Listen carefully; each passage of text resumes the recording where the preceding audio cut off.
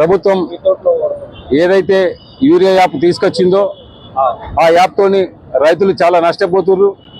ఎందుకంటే స్మార్ట్ ఫోన్లు వాడడం తెలియక, ఆ యాప్ ఎలా ఉపయోగించుకోవాలో తెలియక, సకాలంలో ఎరువులు పంటకు వేయలేక చాలా నష్టపోతున్నారు. కాబట్టి ప్రభుత్వంకు విజ్ఞప్తి చేస్తున్నాం ఏంటంటే, ఇక్కడ అంకాపూర్ రైతులంటే అంకాపూర్ రైతులను చూసి వ్యవసాయం నేర్చుకోవాలని సీఎం గారు పదే పదే సభలలో చెప్తారు.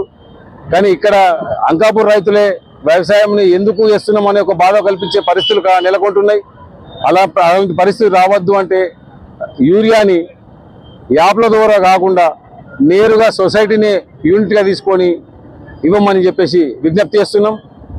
సొసైటీ ద్వారా తీసుకుంటే, ఆ సొసైటీ యూనిట్గా తీసుకుంటే ఇక్కడ ప్రాంత మా ఊరి రైతులైనా వాళ్ళకి సకాలంలో ఎరువులు అందుతాయి. ప్రధానంగా మొక్కజొన్న పచ్చిబుట్ట మేము అమ్ముతాం. ఆ పచ్చిబుట్ట మాకు ఈ వర్షాకాలం వచ్చినప్పుడు ఎంతోమంది జిల్లా నుంచి ఇతర రాష్ట్రాల నుంచి వచ్చి ఇక్కడిగా పచ్చిబుట్ట కొనుగోలు చేస్తారు. అది ఇప్పుడు పచ్చిబుట్ట పంట పండించే పరిస్థితి చేయదాటిపోతుంది.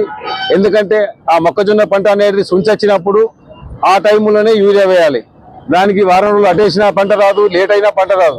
అలాంటిది సకాలంలో ఆ యూరియా వేస్తే పంట వస్తాయి. కాబట్టి ఇలా పంట నష్టపోయే పరిస్థితి ఉన్నాయి. కాబట్టి దయచేసి ప్రభుత్వాలు మేల్కొల్పి ఇప్పటికైనా కళ్ళు తెరిచి సొసైటీని యూనిట్ తీసుకొని యూరియా ఇప్పించవలసిందిగా మనం చేస్తాం. మరి అంకాపూర్ అన్నదాతలందరూ కూడా రోడ్ ఎక్కడం జరిగింది. ఏదైతే ప్రభుత్వం తీసుకొచ్చిన యూరియా వల్ల నానా అవస్థలు పడుతూ ఉన్నారు. ఈ ప్రాంతంలో మరి దాదాపు 2 నెలలు అవుతుంది మొక్కజొన్న ఏదైతే సుంచు దశకు వచ్చింది. ఈ రోజు దానికి 2-3 రోజుల యూరియా వేయకపోతే పంట దేనికి పనికి రాకుండా పోతుంది. కాబట్టి రైతులు ఆవేదనతోటి రోడ్ ఎక్కడం జరిగింది. మేము ప్రభుత్వాన్ని ఒకటే డిమాండ్ చేస్తా ఉన్నాం, యూరియా యాప్ను వెంటనే రద్దు చేయాలి. ఎందుకంటే వర్షం పడితే అదను చూసి చేసేదే వ్యవసాయం. మరి ఈ రోజు వర్షం పడితే రేపు యూరియా వస్తారు రైతు, వర్షం లేకపోతే ఇంకో పని చేసుకుంటాడు. అటువంటి పరిస్థితుల్లో మీరు యూరియా కోసం రైతులు చేనులో పని చేసుకుంటాడా, మరి రోడ్డు మీద తిరుగుతాడా, క్యూ లైన్లకు పోతాడా? మేము ప్రభుత్వాన్ని ఒకటే డిమాండ్ చేస్తా ఉన్నాం. ఏంటంటే ఇవాళ ఏ టెక్నాలజీ వచ్చింది, చంద్రమండలం మీద అడుగు పెడుతున్నారు. కానీ రైతులు మాత్రం యూరియా లైన్లలో అపస్థలు పడుతూనే ఉన్నారు. ఎందుకంటే 24 గంటలు యూరియా కోసం తిరుగుతూనే పోతున్నారు.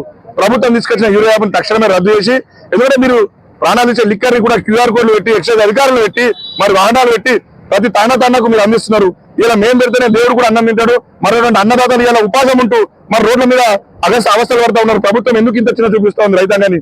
మేము ఒకటే డిమాండ్ చేస్తా ఉన్నాం, ఇమీడియట్ గా యూరియా యాప్ను రద్దు చేయాలి. రైతులకు అవగాహన వచ్చిన తర్వాత యూరియా యాప్ని కంటిన్యూ చేయాలని చెప్తా ఉన్నాం మేము. ఎందుకంటే ఇలా చదువు లేవు రైతులకు, మొబైల్ ఫోన్ లేవు, స్మార్ట్ ఫోన్స్ లేవు. రైతులు ఎన్ని అవస్థలు పడుతూ ఉన్నారు. ప్రభుత్వం ఎందుకు ఇంత రైతులంతా చిన్న చూపు? మేము ప్రకృతితో యుద్ధం చేస్తా ఉన్నాం, ఒక సైడ్ మద్దతు ధరల కోసం యుద్ధం చేస్తా ఉన్నాం, ఒక సైడ్ నకిలీ పురుమాలతో యుద్ధం చేస్తా ఉన్నాం. కానీ ఇలా మేము ఏదో కూరగాయలు పండించుకుంటామంటే కూడా మాకు యూరియా అందించాలని దౌర్భాగ్య స్థితిలో రైతుని ఇవాళ రైతులు ఇంత చిన్న చూపు చేస్తా ఉన్నారు. రైతు ఖచ్చితంగా ప్రభుత్వానికి బుద్ధి చెప్తామని తెలియజేస్తూ జై జవాన్. అంకాపూర్ గ్రామం, ఆర్మూర్ మండలం, నిజామాబాద్ జిల్లా. ముఖ్యంగా మా రైతులకు రోడ్డు మీదకి వచ్చే అవస్థ ఎందుకు వచ్చిందంటే, ఈ యూరియా యాప్ గవర్నమెంట్ క్రియేట్ చేసింది. ఎందుకు క్రియేట్ చేసిందంటే, యూరియా వివిధ రకాల పద్ధతో బట్టి యూరియా వల్ల వినాశనం అవుతుంది భూమి అని చేసింది. ఒక మంచి మాటనే కావచ్చు, కానీ అరకొన జ్ఞానం వల్ల రైతులు చిన్న స్థాయిలో కాబట్టి స్మార్ట్ ఫోన్ యూజ్ చేసే నాలెడ్జ్ లేదు. కాబట్టి ఆ ఉన్న వాళ్ళు కూడా దాన్ని సక్రమంగా వినియోగిస్తున్నారు. కాబట్టి దాని యాప్ను తక్షణం రద్దు చేయాలి. తుమ్మల గారు చెప్పారు, ఈరోజు పేపర్ షేమ్ ఇచ్చారు.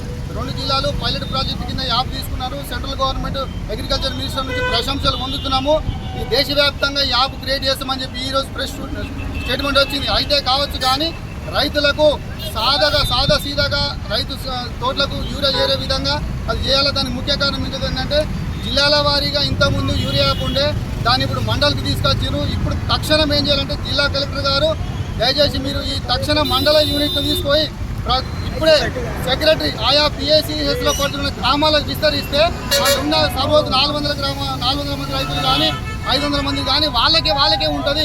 ఒకవేళ వెనక ముందైనా కానీ ఆ రైతులే కోఆపరేట్ చేసుకొని వాళ్ళ కోట వాళ్ళకు ఉంటుంది. కాబట్టి ఇది తక్కువ స్థాయిలో విభజన చేసి చేయాలి. ఇమ్మీడియట్గా PACSల పరిధిలోకి ఈరోజు అది కలెక్టర్ ఉంటుంది కాబట్టి చేయండి.